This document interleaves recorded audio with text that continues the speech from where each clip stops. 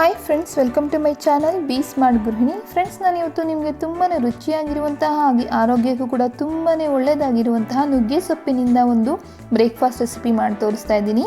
ರೆಸಿಪಿನ ನೀವು ಬ್ರೇಕ್ಫಾಸ್ಟ್ಗಷ್ಟೇ ಅಲ್ಲದೆ ಈವ್ನಿಂಗ್ ಸ್ನ್ಯಾಕ್ಸ್ ಆಗಿ ಕೂಡ ತೊಗೊಬೋದು. ತುಂಬಾ ಕ್ರಿಸ್ಪಿಯಾಗಿ ಇರುತ್ತೆ. ನೋಡಿ, ಲೇಯರ್ ಎಲ್ಲ ಕಾಣ್ತಿದೆ ಅಲ್ವಾ? ತುಂಬಾ ಕ್ರಿಸ್ಪಿಯಾಗಿ ಹಾಗೆ ತುಂಬಾ ಚೆನ್ನಾಗಿರುವಂತಹ ಈ ಒಂದು ರೆಸಿಪಿ ಮಾಡೋದು ಹೇಗೆ ಅಂತ ಈ ಒಂದು ವಿಡಿಯೋದಲ್ಲಿ ನೋಡೋಣ ಬನ್ನಿ.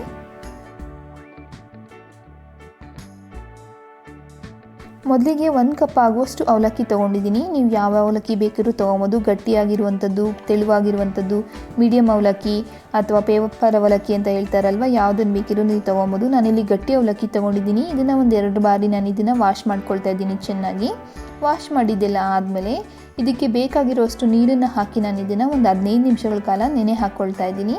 ಇದು ಪೂರ್ತಿಯಾಗಿ ನೆನಿಬೇಕು.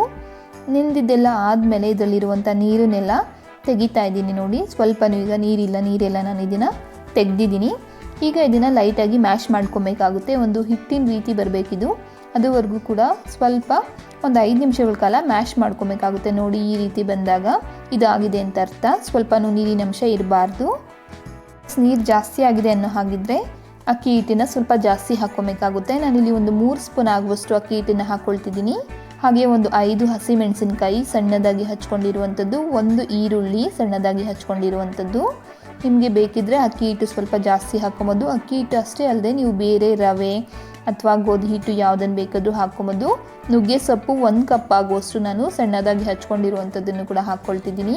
ನೀವು ನುಗ್ಗೆ ಸೊಪ್ಪಿನ ಬದಲಾಗಿ ಬೇರೆ ಯಾವುದೇ ಒಂದು ಸೊಪ್ಪನ್ನು ಕೂಡ ಹಾಕ್ಕೊಂಡು ಮಾಡ್ಕೊಬಹುದು. ಒಂದು 2 ಆಲೂಗಡ್ಡೆ ಬೇಯಿಸ್ಕೊಂಡು ಸಿಪ್ಪೆ ತೆಗೆದಿರುವಂಥದ್ದು, ಇದನ್ನು ಲೈಟಾಗಿ ಮ್ಯಾಶ್ ಮಾಡಿಕೊಂಡು ಹಾಕ್ಕೊಳ್ತಾ ಇದ್ದೀನಿ. 2 ಆಲೂಗಡ್ಡೆ ಸಾಕಾಗುತ್ತೆ. ಒಂದು ಅರ್ಧ ಸ್ಪೂನ್ ಆಗುವಷ್ಟು ಜೀರಿಗೆ ಹಾಕ್ಕೊಳ್ತಿದ್ದೀನಿ. ನೀವು ಬೇಕಿದ್ರೆ ಓಮದ ಕಾಳು ಆ ಥರದ್ದು ಏನಾದರೂ ಹಾಕ್ಕೊಬಹುದು, ರೀಪ್ಲೇಸ್ ಮಾಡ್ಕೊಬಹುದು. ಮತ್ತು 1 ಸ್ಪೂನ್ ಆಗುವಷ್ಟು ಉಪ್ಪು. ಇಷ್ಟನ್ನು ಕೂಡ ಚೆನ್ನಾಗಿ ಮಿಕ್ಸ್ ಮಾಡ್ಕೊಳ್ತಾ ಇದ್ದೀನಿ. ಈಗ ನೀವು ಬೇಕಿದ್ರೆ ಇದಕ್ಕೆ ಮಸಾಲೆಗಳೇನಾದರೂ ಕೂಡ ಆ್ಯಡ್ ಮಾಡ್ಕೊಬಹುದು. ನಿಮ್ಮ ಯಾವ ಒಂದು ಚಾಯ್ಸ್ ಇದೆಯೋ ಅದನ್ನು ನೀವು ಇದಕ್ಕೆ ಆ್ಯಡ್ ಮಾಡ್ಕೊಬೋದು. ನಿಮಗೆ ಯಾವ ಫ್ಲೇವರ್ಸ್ ಇಷ್ಟ ಆಗುತ್ತೆ ಅದನ್ನೆಲ್ಲ ನೀವು ಇದಕ್ಕೆ ಆ್ಯಡ್ ಮಾಡ್ಕೊಬಹುದು. ನನಗೆ ಯಾವುದು ಅಂದರೆ ಜೀರಿಗೆ ಫ್ಲೇವರ್ ಇಷ್ಟ ಆಗುತ್ತೆ, ಸೊ ನಾನು ಹಾಗಾಗಿ ಜೀರಿಗೆ ಹಾಕ್ಕೊಳ್ತಿದ್ದೀನಿ. ನೋಡಿ, ಈಗ ಕಲಸಿರೋದೆಲ್ಲ ಆಗಿದೆ. ಸ್ವಲ್ಪ ಕೈಗೆ ಎಣ್ಣೆ ಹಾಕ್ಕೊಂಡ್ರೆ ಇದು ಅಂಟೋದಿಲ್ಲ ಅನ್ನೋ ಕಾರಣಕ್ಕೋಸ್ಕರ ಸ್ವಲ್ಪ ಎಣ್ಣೆ ಹಾಕ್ಕೊಂಡು ನಾನಿಂದ ಸ್ವಲ್ಪ ದಪ್ಪದಾಗಿರುವಂಥ ಉಂಡೆ ಮಾಡ್ಕೊಳ್ತಾ ಇದ್ದೀನಿ. ಅಂದರೆ ಚಪಾತಿ ಹಿಟ್ಟು ನಾವು ಹೇಗೆ ತೊಗೊಳ್ತೀವಲ್ವ ಆ ಒಂದು ಕ್ವಾಂಟಿಟಿನಲ್ಲಿ ನಾನೀಗ ತೊಗೊಂಡಿರುವಂಥದ್ದು. ನೋಡಿ, ಈ ರೀತಿ ಮಾಡಿಕೊಂಡು ಲೈಟಾಗಿ ಪ್ರೆಸ್ ಮಾಡಿಕೊಂಡು ನಾನು ಸೈಡ್ಸ್ ಎಲ್ಲ ನೀಟಾಗಿ ಪ್ರೆಸ್ ಮಾಡ್ಕೊಳ್ತಾ ಇದ್ದೀನಿ. ನಿಮಗೆ ಬೇಕಿದ್ರೆ ಪ್ರೆಸ್ ಮಾಡ್ಕೊಬೋದು ಅಥವಾ ಹಾಗೆ ಕೂಡ ಬೇಯಿಸ್ಕೊಬೋದು. ನೋಡಿ, ಈ ರೀತಿ ನಾನೊಂದು ಕಟ್ಲೆಟ್ ರೀತಿ ಶೇಪ್ ಮಾಡ್ಕೊಳ್ತಾ ಇರುವಂಥದ್ದು. ಇದೇ ರೀತಿ ಮಾಡ್ಕೊಂಡಿರುವಂಥ ಹಿಟ್ಟನ್ನೆಲ್ಲನೂ ಕೂಡ ಮಾಡಿಕೊಂಡು ಒಂದು ಪ್ಲೇಟಲ್ಲಿ ಇಟ್ಕೊಂಡು ಒಂದೇ ಬಾರಿಗೆ ಕರ್ಕೊಬೇಕಾಗುತ್ತೆ. ನೋಡಿ, ಈಗ ನಾನು ಮಾಡ್ಕೊಂಡಿರುವಂಥದ್ದು ಆಗಿದೆ. ತವ ಕೂಡ ಬಿಸಿ ಆಗಿದೆ. ಸೊ ನಾನು ಒಂದು 2 ಸ್ಪೂನ್ ಆಗುವಷ್ಟು ಎಣ್ಣೆ ಹಾಕ್ಕೊಳ್ತಿದ್ದೀನಿ. ನೀವು ಬೇಕಿದ್ರೆ ಎಣ್ಣೆ ಹಾಕ್ಕೊಬೋದು ಅಥವಾ ಹಾಗೆ ಕೂಡ ಮಾಡ್ಕೊಬೋದು. ಎಣ್ಣೆ ಹಾಕ್ಕೊಂಡ್ರೆ ಸ್ವಲ್ಪ ಕ್ರಿಸ್ಪಿಯಾಗಿ ತುಂಬಾ ಚೆನ್ನಾಗಿರುತ್ತೆ. ಹಾಗಾಗಿ ನಾನು ಎಣ್ಣೆ ಹಾಕಿ ಬೇಯಿಸ್ಕೊಳ್ತಿದ್ದೀನಿ. ಇದನ್ನು ಮುಚ್ಚಿಟ್ಟು ಒಂದು 2 ನಿಮಿಷಗಳ ಕಾಲ ಬೇಯಿಸ್ಕೊಬೇಕಾಗುತ್ತೆ. ಒಳಗಡೆ ಎಲ್ಲ ಬೇಯಬೇಕಲ್ವ, ಅದಕ್ಕೋಸ್ಕರ ಒಂದು 2 ನಿಮಿಷಗಳ ಕಾಲ ಮುಚ್ಚಿಟ್ಟು ಬೇಯಿಸಬೇಕು. ನೋಡಿ, 2 ಬದಿನೂ ಸ್ವಲ್ಪ ಕೆಂಪಕ್ಕೆ ಅಂದರೆ ಒಂದು ಗೋಲ್ಡನ್ ಕಲರ್ ಬಂದ ಮೇಲೆ ಇದು ಆಗಿದೆ ಅಂತ ಅರ್ಥ. ಇದರಲ್ಲಿ ಅಕ್ಕಿ ಹಿಟ್ಟನ್ನು ಆ್ಯಡ್ ಮಾಡ್ಕೊಂಡಿದ್ದೀನಿ. ನಿಮಗೆ ಬೇಕಿದ್ರೆ ನೀವು ರವೆ, ಗೋಧಿ ಹಿಟ್ಟು ಅಥವಾ ಕಡಲೆ ಹಿಟ್ಟು ಯಾವುದನ್ನು ಬೇಕಾದ್ರೂ ನೀವು ಆ್ಯಡ್ ಮಾಡ್ಕೊಬೋದು.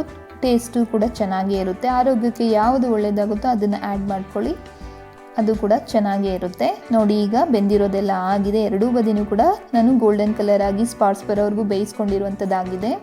ತುಂಬಾ ರುಚಿಯಾಗಿರುವಂಥ ಹಾಗೆ ಆರೋಗ್ಯಕ್ಕೂ ಕೂಡ ಒಳ್ಳೆಯದಾಗಿರುವಂತಹ ಒಂದು ರೆಸಿಪಿ ರೆಡಿಯಾಗಿದೆ. ಈಗ ಒಂದು ರೆಸಿಪಿ ನಿಮಗೂ ಕೂಡ ಇಷ್ಟ ಆಗಿದೆ ಅಂತ ಅಂದ್ಕೊಂಡಿದ್ದೀನಿ. ಇಷ್ಟ ಆಗಿದ್ದರೆ ಪ್ಲೀಸ್ ಲೈಕ್ ಮಾಡಿ, ಕಮೆಂಟ್ ಮಾಡಿ, ಹಾಗೆ ಶೇರ್ ಮಾಡಿ. ಇದೇ ರೀತಿಯ ಆರೋಗ್ಯಕ್ಕೆ ಒಳ್ಳೆಯದಾಗಿರುವಂಥ ಹಾಗೆ ತುಂಬ ರುಚಿಯಾಗಿರುವಂತಹ ಒಳ್ಳೆ ರೆಸಿಪೀಸ್ಗೋಸ್ಕರ ನನ್ನ ಒಂದು ಚಾನಲಲ್ಲಿ ಸಬ್ಸ್ಕ್ರೈಬ್ ಮಾಡ್ಕೊಳ್ಳಿ. ಯಾವುದೇ ಒಂದು ಚಾನಲಲ್ಲಿ ಬರುವಂತಹ ಹೊಸ ವಿಡಿಯೋಸ್ ನಾನು ಮಿಸ್ ಮಾಡದೆ ನೋಡಬೇಕು ಅನ್ನೋ ಹಾಗಿದ್ರೆ ಪಕ್ಕದಲ್ಲಿರೋ ಒಂದು ಬೆಲ್ ಐಕನ್ನ ಪ್ರೆಸ್ ಮಾಡಿ. Thank you so much for watching my video.